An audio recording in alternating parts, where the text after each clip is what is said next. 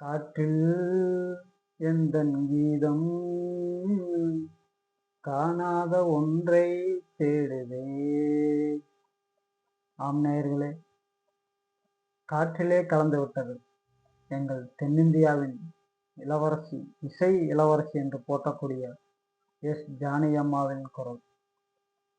கிட்டத்தட்ட 7 தசாப்தங்களை கடந்து இன்றும் அவருடைய குரல் தமிழ் திரையுலகினுடைய ஒவ்வொருவருடைய மனதிலும், ஒவ்வொருவருடைய வீடுகளிலும் அவருடைய குரல் இன்னிசையாக, ஏழிசையாக என்றென்றும் ஒலித்து கொண்டே இருக்கும்.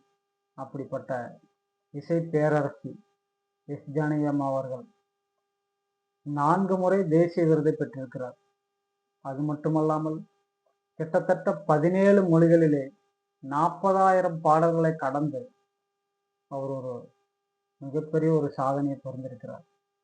இசை ஜாம்பவான் என்று சொன்னால் நம்மளுடைய ஜானகி அம்மாளைத்தான் சொல்ல முடியும். ஏனென்றால் கிட்டத்தட்ட எத்தனை இசையமைப்பாளர்கள் உள்ளார்களோ அத்தனை இசையமைப்பாளர்களின் இசைக்கும் இவர் ராகம் கொடுத்தவர், பாடல்களுக்கு உயிர் கொடுத்தவர். எப்படி சொல்வது அவருடைய நீங்காத நினைவுகளை? எப்படி அழுவது அவருடைய மறைவை எண்ணி? ஒவ்வொரு தமிழ் திரையுலகும் அவருக்காக இன்று கண்ணீர் சிந்துகிறது. அதாவது அன்னக்கிளியில் தொடங்கிய அவரது புகழ் அவர் இறக்கும் தருவாயிலும் கூட அவருடைய புகழ் தமிழ் திரையுலகிலே மிகப்பெரிய ஒரு பேரிழப்பை ஏற்படுத்தி இருக்கிறது.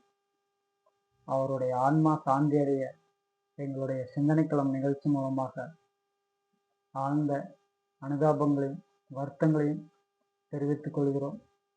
அவரது பிரிவால் வாடும் அவருடைய குடும்பத்திற்கு எங்களுடைய ஆழ்ந்த அனுதாபத்தையும் இரக்கத்தையும்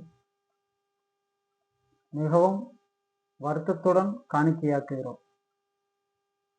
அவரது உடல் முழு அரசு மரியாதையுடன் நடக்கும் என்று நாங்கள் நம்புகிறோம்.